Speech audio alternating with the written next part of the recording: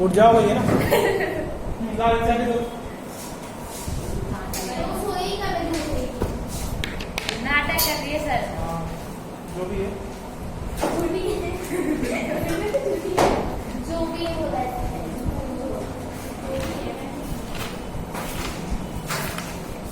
अपन ने कल theorem proof कर ली थी वो ना।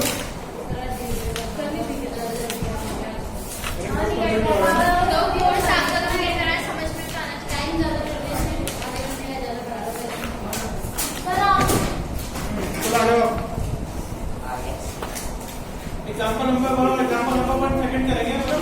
एग्जाम्पल 2 करो सर। एग्जाम्पल नंबर 1 देखो करेगा। Okay sir. पेज नंबर 158 है एनसीईआरटी। ठीक है। हाँ, ABCD इज अ पैरेललोग्राम और EFCD इज अ रेक्टेंगल है ना।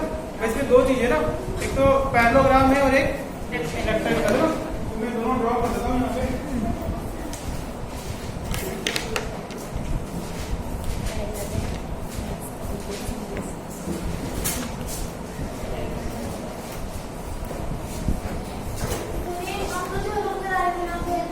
चलो तो है कंप्लीट। ये एग्जांपल नंबर 2 है ना, वो ऐसे थ्योरम है एक्चुअली ना। तो ये भी वो भी करने ना उसकी बात है, पर ये भी ऐसे थ्योरम ही है। इसमें क्या है, क्वेश्चन थ्योरम है एक्चुअली ना, है ना। क्या करेगा क्वेश्चन ही थ्योरम है। हाँ, इसमें क्वेश्चन को थ्योरम बना के दिया हुआ है। तो मॉडल शर्मा देखोगे उसमें ये थ्योरम दे रखी है ना, इसमें क्वेश्चन दिया हुआ है ना। ठीक है,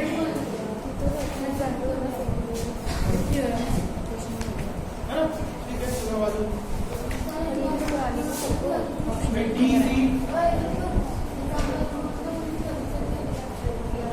और E।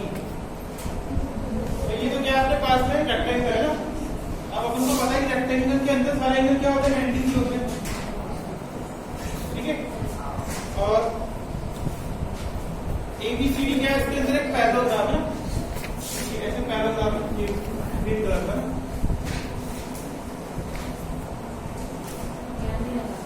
देखिए। ABCD क्या है, यहाँ पे एक पैरेललोग्राम है, एक ग्रीन वाला है, और जो ब्लैक वाला है वो क्या है, रेक्टेंगल है ना। ठीक है, तो अगर मान लो ऐसा होता है, ठीक है, तो भी क्या होगा, इनका एरिया इक्वल होगा, बिकॉज ये दोनों सेम बेस पे और क्या है, ठीक है, सेम में है। DC सेम बेस हो गया, तो DC है ना, वो किसके लिए बेस है, इस रेक्टेंगल के लिए बेस है ना। और DC इस पैरेललोग्राम के लिए भी क्या है, बेस है। और DC पैरेलल टू क्या दिया आपको, EB दिया हुआ है ना। तो उनका एरिया क्या होगा, इक्वल होगा। ठीक है, ये अपने क्या पढ़ा था कल, अगर दो पैरेललोग्राम सेम बेस पे होते हैं तो उनका एरिया क्या होता है, इक्वल होता है। और सेम बेस और same parallel.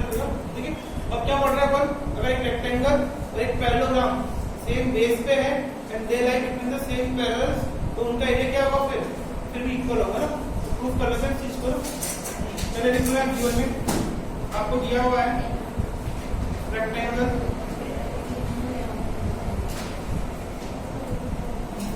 EFCD and parallelogram ABCD having the same base,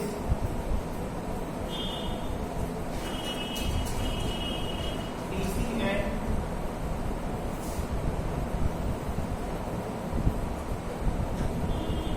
same parallels, that is DC parallel to EB ना, वो दिया हुआ है। DC किसके पैरेलल है, EB के पैरेलल है ना। ठीक है, सो तो अब आपको क्या प्रूफ करना है, एरिया ऑफ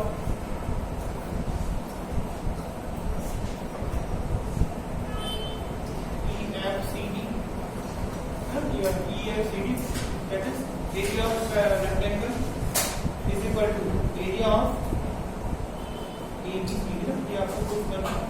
ठीक है, अब इसका प्रूफ कर लेते हैं यहाँ पे ना। तो या तो कोई दिक्कत है क्या किसी को। ठीक है, कल अपन ने क्या प्रूफ किया था, दो पैरेललोग्राम है, दोनों का बेस सेम है और दोनों का सेम पैरेलल पे है, तो उनका एरिया क्या होता है, फिर इक्वल होता है ना। अब अपन क्या प्रूफ कर रहे हैं, एक रेक्टेंगल और एक पैरेललोग्राम है ना, if they lie between the same parallel है ना, तो उनका एरिया भी क्या होगा, फिर इक्वल होगा, है ना। थोड़ा सा इसको पैरेललोग्राम बनाते हैं अपन, सबको रहा है इस पैरेललोग्राम है और हल्का पे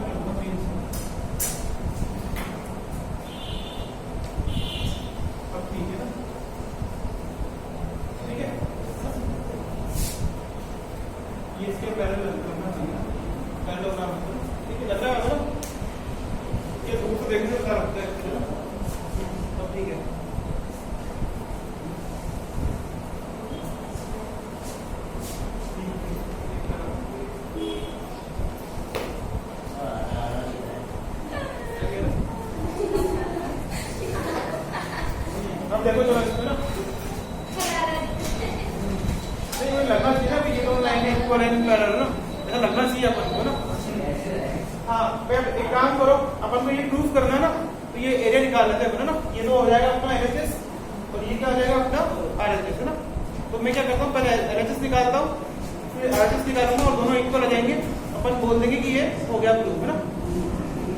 LHS निकाल लो होगा ना, LHS इक्वल टू क्या है, एरिया ऑफ EFCD है ना, ठीक है। EFCD क्या है, रेक्टेंगल है, रेक्टेंगल का एरिया का फॉर्मूला क्या होता है, L into B। L तो ये हो जाएगा DC है ना, तो B क्या हो जाएगा, ED लिख दो, या तुम चाहो तो इसको भी FC लिख सकते हो, एक ही बात है ना, ठीक है। तो मैं एक काम करता हूँ, FC लिख देता हूँ ना, ठीक है। ED भी लिख दो, कोई बात नहीं, एक ही बात है ना भाई। ED इक्वल टू FC होगा ना, देखो ऐसे देख लो, ED है ना, रेक्टेंगल की अपोजिट साइड्स क्या होती है, इक्वल होती है। तो अगर तुम ED लिखो या FC लिखो, बात तो एक ही है ना, ठीक है। तो अपन ये लिख दिया BC into F है ना, ठीक है। यहाँ तो कोई डाउट, ये हो गया आपका LHS है ना। अब RHS कर देते हैं, यहाँ पे RHS दे दो, एरिया ऑफ ABC है ना। हाँ मुझे पैरेललोग्राम का एरिया फॉर्मूला बताओ, बेस इनटू हाइट, ठीक है। अच्छा देखो बेस ही लेके चल रहा हूँ यहाँ पे ना, बेस के लिए मैंने यहाँ पे AB है ना, तो इसकी हाइट क्या होगी बताओ, इसकी कॉरस्पॉन्डिंग हाइट क्या होगी, FC होगी है ना। ये बात समझ में आ रही है ना, बस देखो यहाँ पे ना AB into FC होगा है ना। अच्छा अब देखो पैरेललोग्राम में अपोजिट साइड्स क्या होती है, इक्वल होती है, तो AB किसके इक्वल लिख देंगे अपन, DC के। यहाँ लिख दिया अपन ने, इस AB की जगह पे क्या लिख दिया, यहाँ पर DC लिख दिया, और तुम इसको लिख दो यहाँ पे ना, ऐसे करके, बिकॉज AB इक्वल टू हो जाएगा DC है ना। और लिख दो प्रॉपर रीजन के साथ में, opposite side of the parallelogram are equal, ऐसा लिख दिया आपने ना। अब देखो यहाँ पर इसको अपन ने बोलते हैं इक्वेशन नंबर फर्स्ट, इसको अपन क्या बोलते हैं, इक्वेशन नंबर सेकंड है ना। अब बताओ राइट हैंड साइड इक्वल आ रहा है कि नहीं आ रहा है, राइट हैंड साइड में आ रहा है, इसका मतलब अपन जब इक्वेशन को कंपेयर करेंगे तो क्या होगा, लेफ्ट हैंड साइड भी इक्वल हो जाएगा है ना, हो गया उसको कंपेयर। थोड़ा सा फोकस करो ना, नन्ना मुन्ना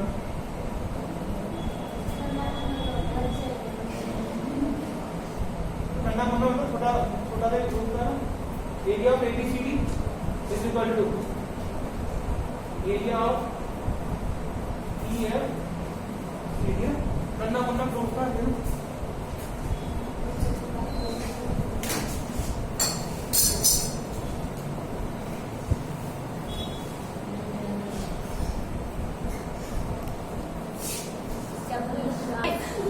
मैंने एग्जांपल नंबर 2 उसको इंपोर्टेंट मार्क कर लेना, क्योंकि आगे जितने भी क्वेश्चन आएंगे अपने ना इसी बेस्ड होंगे ना।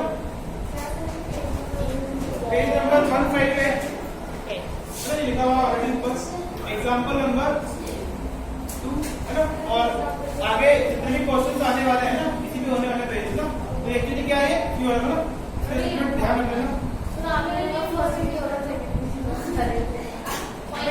और जो है इसके अलावा भी ना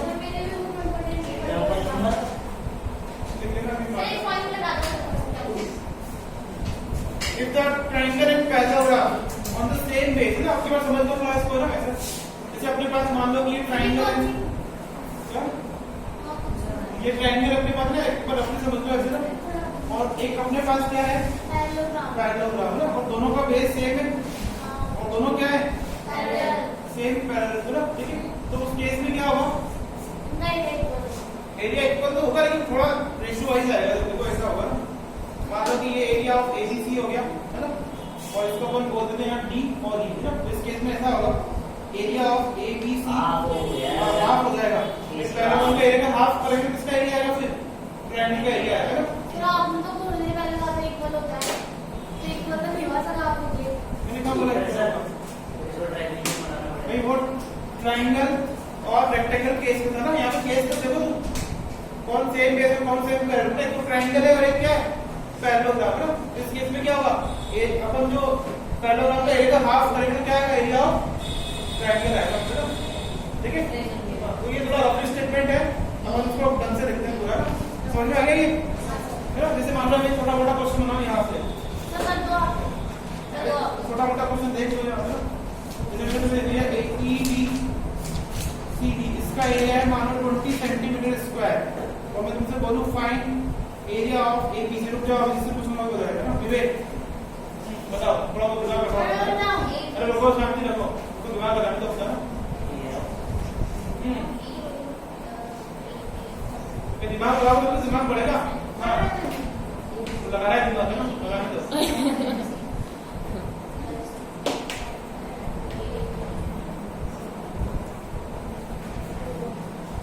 तो मेरे खास स्टूडेंट हो ना, लगाओ, खास स्टूडेंट है ना। यहाँ समझ में आपको एरिया ऑफ EDCB दिया हुआ है और आपको एरिया ऑफ क्या निकालना है, ABC निकालना है।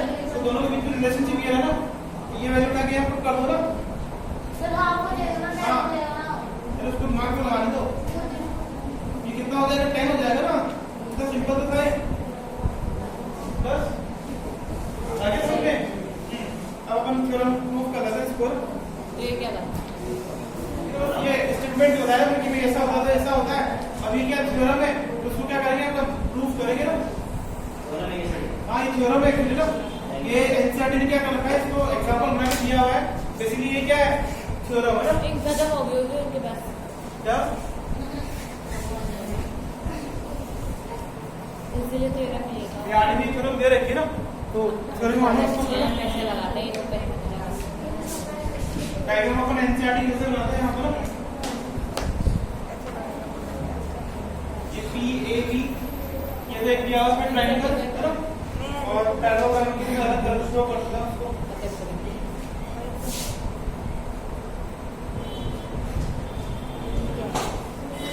डायग्राम और क्या, ये क्या है आपका पैरेललोग्राम, दिख रहा है।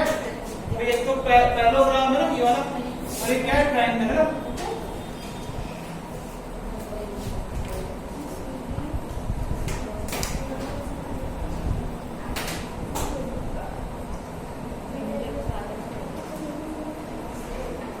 अब दिख गया है?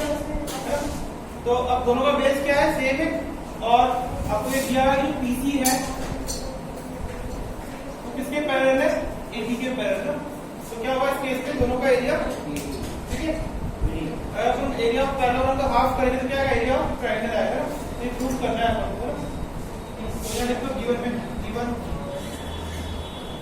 Triangle PAB and parallelogram ABCD having same base AB and bracket में सेम बेस कौन सा, AB and same parallels। ये अपने ब्रैकेट में लिख दें कि कौन सा सेम बेस है ना, बुक्स में तो ये ऑलरेडी लिखा होता है same base and same parallels ना, बट हम लिख देते हैं कि कौन सा सेम बेस है और कौन सा सेम पैरेलल है ना। AB पैरेलल क्या दिया हुआ है बच्चों, यहाँ पे बीच में ये दिया हुआ है, तो अपन को ये प्रूफ करना है। Proof area of PAB is equal to half area of ABCD होगा ना। ये अपन को क्या करना है, प्रूफ करना है।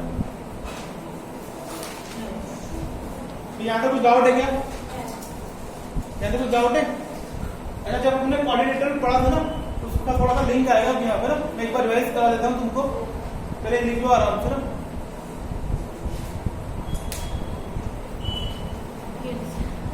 लिख लिया यहाँ तक है ना।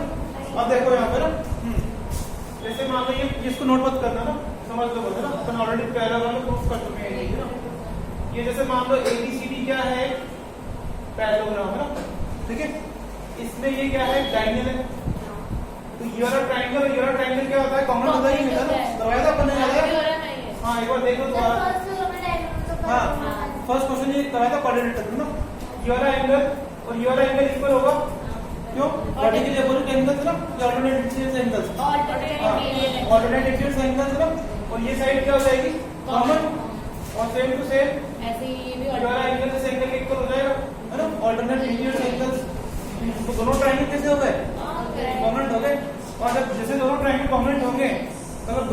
कॉम्पोनेंट है तो उनका एरिया भी क्या होगा, इक्वल होगा, है ना। करवाया था ये क्वेश्चन, ठीक है। इस वाला एरिया और ये वाला एरिया क्या होगा, इक्वल होगा। हाँ थ्योरम की ना। अब देखो यहाँ पर अगर मान लो मैं बोलता हूँ इस एरिया को x, तो ये वाला एरिया कितना होगा, x होगा। सर आपने ये बताया भी था जब वो थ्योरम करा हाँ तो मैं रिवाइज कर रहा हूँ एक बार ना। एरिया ऑफ ABCD को अपन क्या लिख सकते हैं बताओ, 2x होगा, ठीक है। अगर मैं इस 2 को नीचे भेज दूं यहाँ पे तो क्या होगा, x equal to half of area of ABCD होगा। और इस x की जगह पे मैं ABC भी लिख सकता हूँ और इस x की जगह पे मैं ADC भी लिख सकता हूँ। तो मैं ऐसा लिख सकता हूँ यहाँ पे, देखो इस x की जगह मैंने लिख दिया ABC equal to area of ADC equal to half of area of ABCD ना, ऐसा लिख सकता हूँ मैं। ये समझ में आया कितने का, ठीक है। किसी को डाउट है क्या बताओ, अगर इसमें कौन सा ये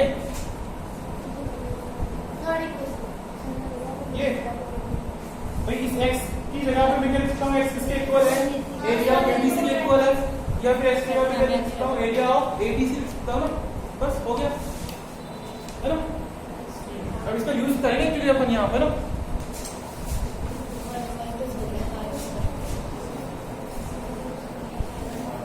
भाई थ्योरम को प्रूफ करने में अपन को क्या करना पड़ेगा, स्मार्ट कंस्ट्रक्शन करना पड़ेगा ना। तो ये कंस्ट्रक्शन कर देते हैं ना, कंस्ट्रक्शन करो यहाँ पे ना। ये जो लाइन है आपकी P है, इसके पैरेलल में एक लाइन ड्रॉ कर रहा हूँ यहाँ पे, देखो ऐसे इस तरीके से ना, इसके पैरेलल में क्या करती है एक लाइन इस तरह से ड्रॉ करती है ना, ठीक है। ड्रॉ भी कर सकते हैं, हाँ है ना। उसको पॉइंट बोला हुआ है, क्यों पॉइंट बोल दो यहाँ पे ना,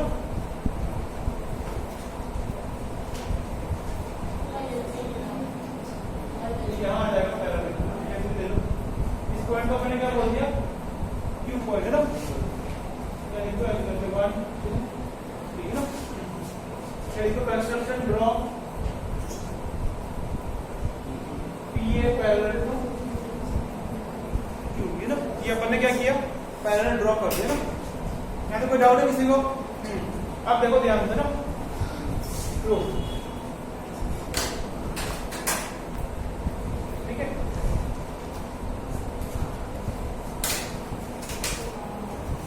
मैं लिख लेगा यहाँ तक, बनाओ डायग्राम, लिख लिया,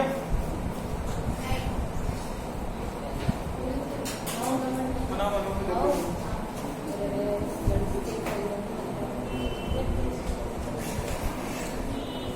बना कर रखा था इसका अच्छा था। हो गया कंप्लीट,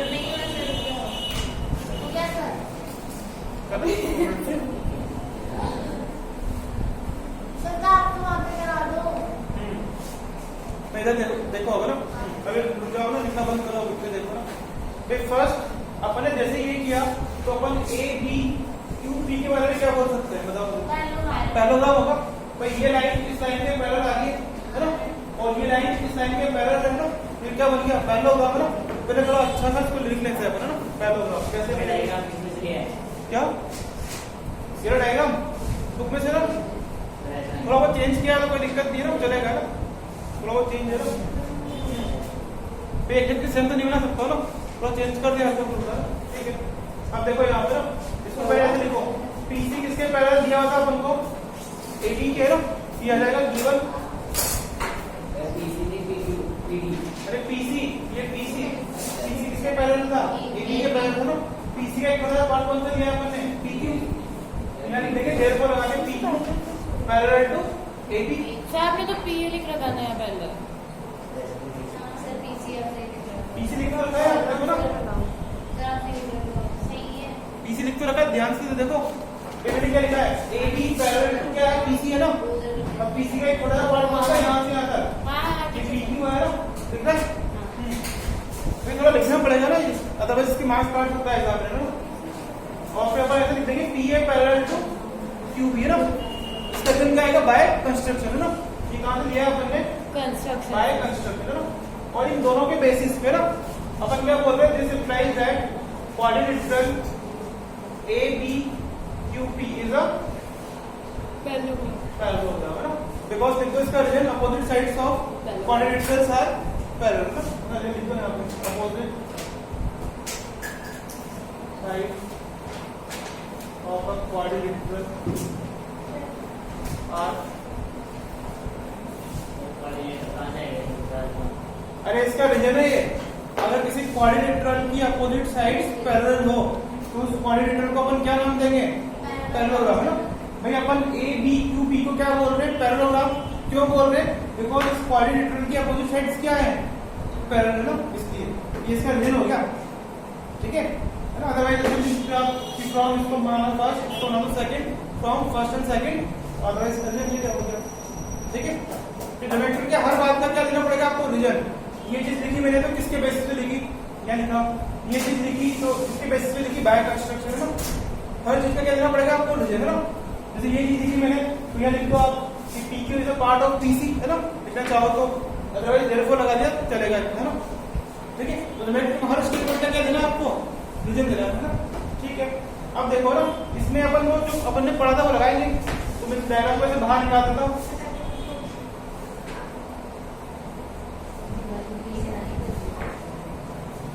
ABQ और P, है ना। अब देखो यहाँ पे दिख रहा है पैरेललोग्राम, है ना, ठीक है। ये पैरेललोग्राम अपनी प्रूफ किया ना अपन ने, बिल्कुल। ये साइड इसके पैरेलल और ये साइड क्या होगी, इसके पैरेलल होगी, तो ये क्या है, डायगोनल है। तो डायगोनल क्या करेगी, इस पैरेललोग्राम को इक्वल एरियाज में डिवाइड करेगी, है ना। क्या था अपने प्रूफ, ये वाला एरिया और ये वाला एरिया क्या हो जाएगा, इक्वल हो जाएगा, है ना। क्योंकि अपन डायरेक्ट स्टेटमेंट लिखेंगे ना, समझ लो, है ना। मान लो अगर ये वाला एरिया x है तो ये वाला एरिया भी क्या होगा, x होगा, और ABQP का एरिया किसके इक्वल होगा, 2x से इक्वल होगा, है ना, ठीक है। और ये 2 रेज दिया अपन ने यहाँ पे, x इक्वल टू मैं क्या लिख सकता हूँ, half of area of ABQP। अब इस x की जगह चाहूँ तो मैं ये लिख सकता हूँ कि एरिया ऑफ ABB, क्या मैं चाहूँ तो लिख सकता हूँ एरिया ऑफ